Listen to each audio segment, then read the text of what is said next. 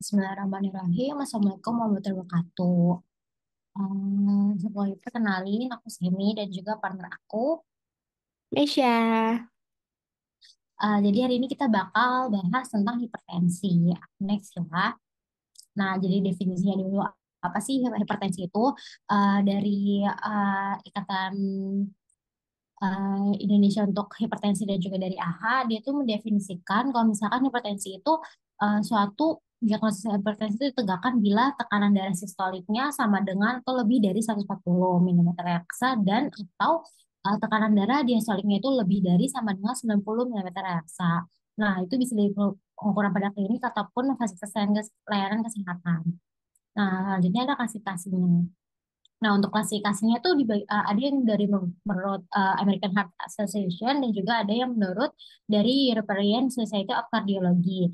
Nah, di sini klasifikasinya kalau dari AHA ini dibagi menjadi ada empat, ada yang normal, elevated atau hipertensi, terus ada hipertensi stage 1 dan juga stage 2. Untuk normal itu kurang dari 120 sama dan juga kurang dari 80. Untuk elevated itu 120 hingga 129 dan juga untuk sistoliknya diastoliknya itu kurang dari 80. Untuk hipertensi stage satunya itu sistoliknya dari 130 hingga 139 atau diastoliknya 80 hingga 89. Lalu untuk hipertensi stage 2, sistoliknya itu lebih dari sama dengan 140 atau diastoliknya lebih dari sama dengan 90.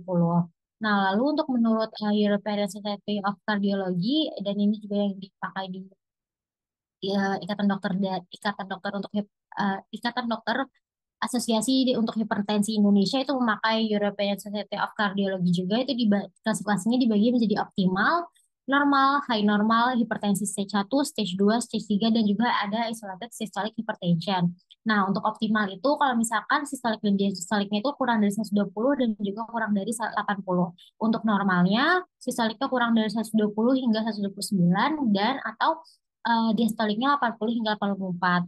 Nah, untuk kategori high normal itu 130 hingga 139 dan atau 85 sampai 59. Hipertensi stage 1 kalau misalkan sistoliknya udah lebih dari di range 140 hingga 159 dan atau um, diastoliknya 90 sampai 99. Untuk hipertensi stage 2, diastoliknya itu 160 hingga 179 dan atau diastoliknya 100 hingga 109. Untuk hipertensi stage 3 itu yang untuk lebih dari sama dengan 180 untuk sistolik dan atau lebih dari sama dengan 110 untuk diastoliknya. Nah, kalau untuk uh, isolated systolic hypertension itu dia lebih dari sama dengan 140 untuk sistoliknya dan diastoliknya itu kurang dari 90. Jadi untuk diastoliknya itu turun, lebih rendah. Selanjutnya untuk faktor resikonya itu tergantung ada yang dari asimptomatik dan juga simptomatik. Nah, kalau misalkan untuk asimptomatik itu dibagi menjadi ada tanpa faktor resiko, satu sampai 2 faktor resiko, dan lebih dari 3 faktor resiko. Nah, ini tergantung juga dari derajat atau klasifikasi dari hipertensinya itu sendiri. Ada yang normal, hipertensi derajat 1, derajat 2, derajat 3. Ini sesuai dari European Society of Cardiology. Nah, kalau misalkan ini bisa dilihat dari tabelnya itu kalau misalkan mulai dari ada risiko sedang, rendah, hingga risiko sangat tinggi. Itu tergantung dari faktor risikonya dan juga ada organ targetnya apa enggak. Kalau misalkan simptomatik berarti dia datang dengan keadaan yang udah mempunyai uh, uh, simptom sebelumnya seperti ada ada DM, CKD stage 3, ada CVD yang simptomatik, CKD stage 4, DM, dan juga faktor organ target yang lainnya. Nah, di sini sesuai dari faktor risikonya, simptomatik dan juga simptomatik, derajat klasifikasi hipertensinya dari normal hingga derajat 3, ini dibagi menjadi risiko rendah hingga risiko yang sangat tinggi. Nah, selanjutnya untuk diagnosisnya di sini pemeriksaan yang pertama kan pasti diperiksa dulu tekanan darahnya. Lalu untuk jadi ada beberapa kali kunjungan. Untuk kunjungan pertamanya dilakukan tekanan darahnya, anamnesisnya, dan juga pemeriksaan fisiknya.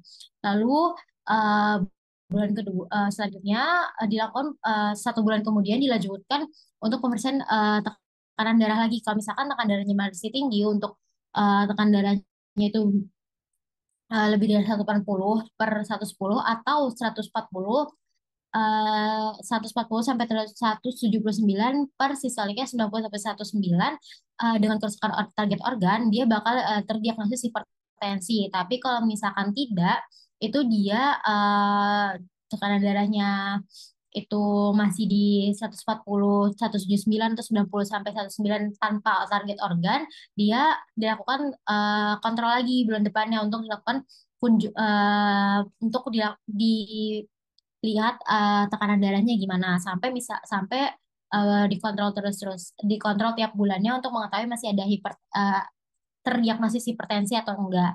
Itu kalau misalkan masih belum terdiagnosis bisa sampai kunjungan kontrol 4 sampai 5 sampai terdiagnosis hipertensi.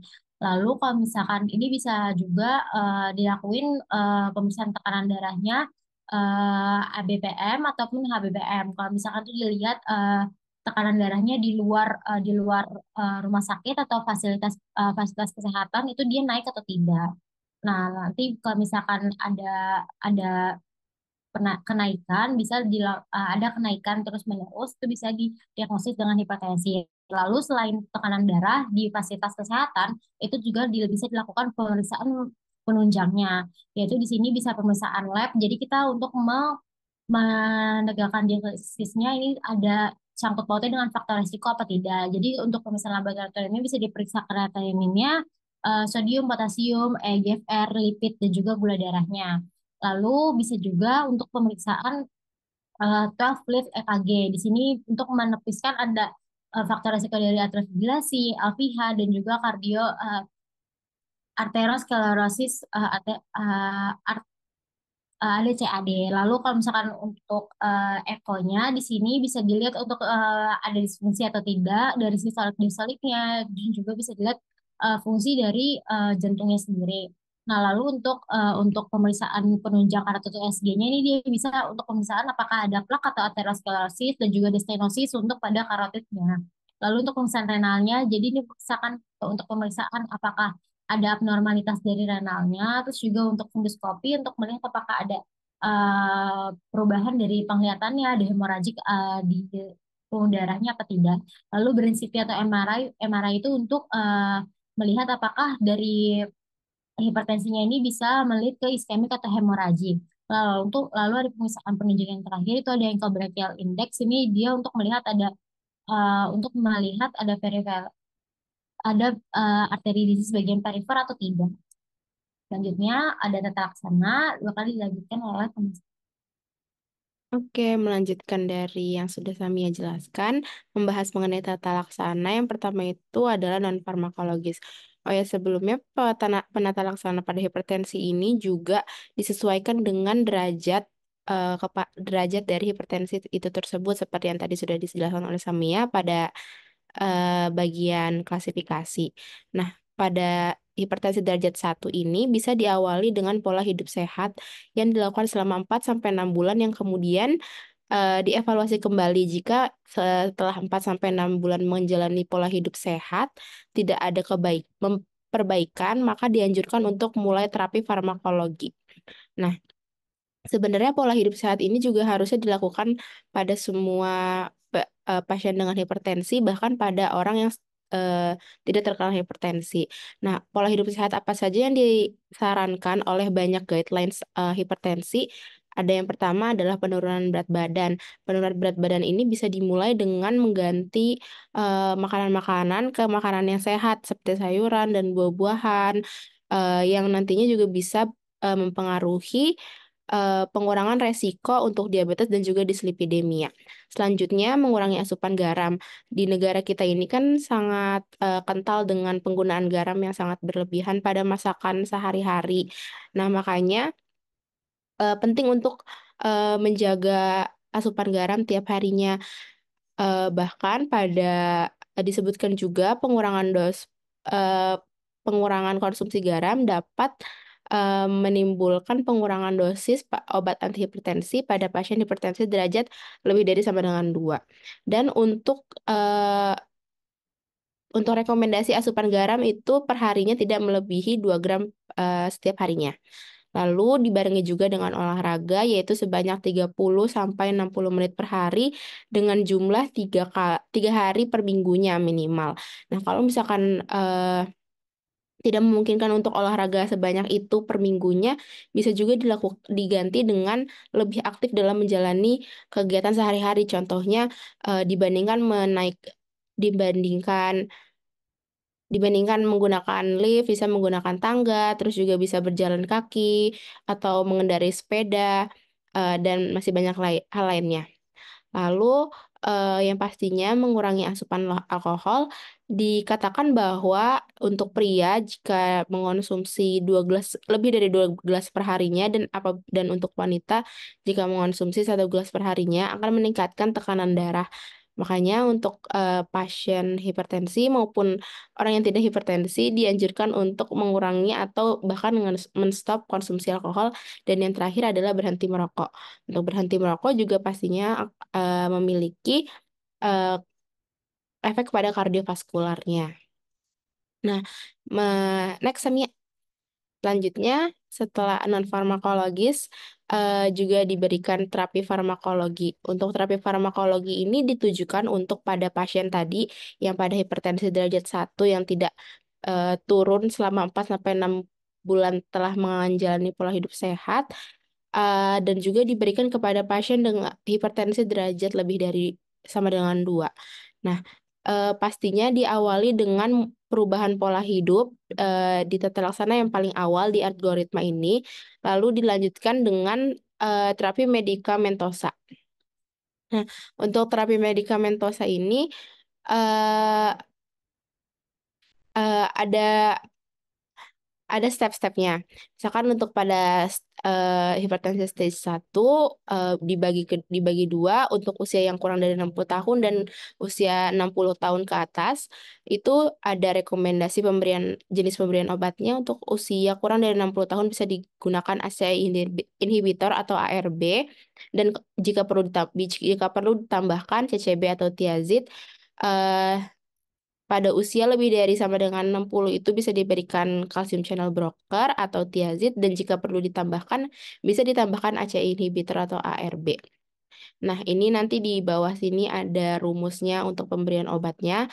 Untuk CCB ditambah thiazid ditambah ACE inhibitor atau bisa diganti dengan ARB.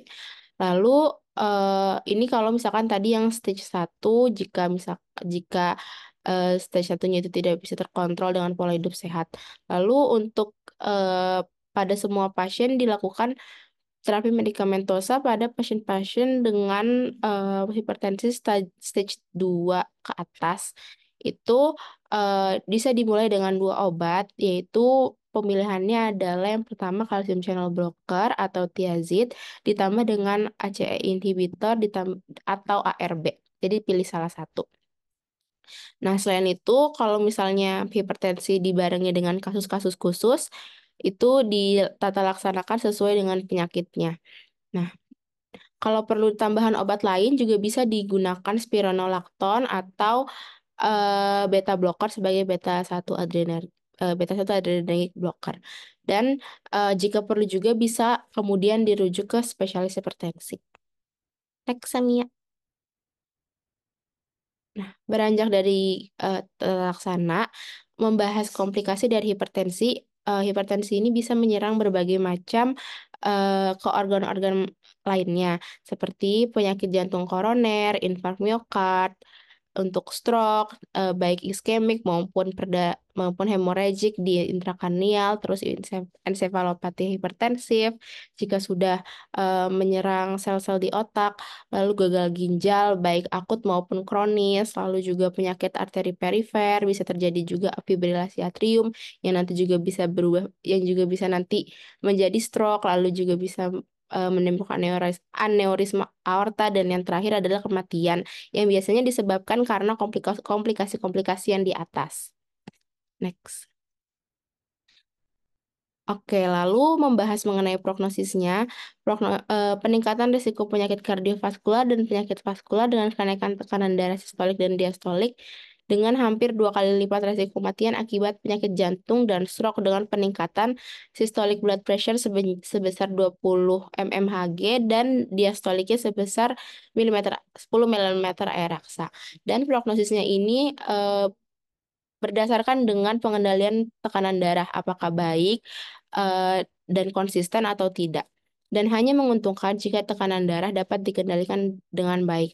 Namun komplikasi mungkin berkembang pada beberapa pasien karena hipertensi merupakan penyakit yang progresif. Mungkin sekian dari kami. Ya, mungkin sekian dari kita, dari penjelasan dari hipertensinya. Mungkin semoga bisa mengasih gambaran sedikit untuk hipertensi. Mungkin itu aja. Betul. Assalamualaikum warahmatullahi wabarakatuh. Waalaikumsalam.